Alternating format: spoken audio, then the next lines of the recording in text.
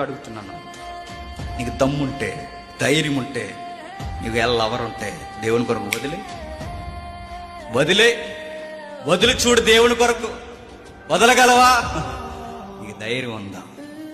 దేవుని కొరకు సమస్తాన్ని, నేను ఎంచుకున్న నిర్ణయాన్ని కూడా వదిలేసుకోగలను. వదిలి చూడు, లైఫ్ ఎలా ఉంటుందో ఆయన చూపిస్తాడు.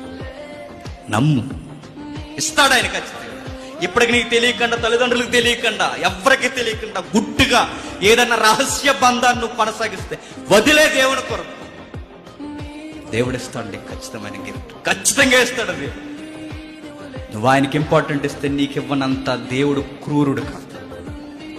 ఆయనకి స్తుతి చేస్తేనే వినకుండా ఉండడట.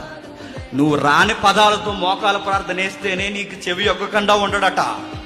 అలాంటి నీ జీవితంలో ఎందుకమ్మా రెబెక్కా నువ్వు పాపం చేయవంటే, దేవుడు ఉన్నాడు అన్నది అనుకోండి, వదిలేస్తాడా?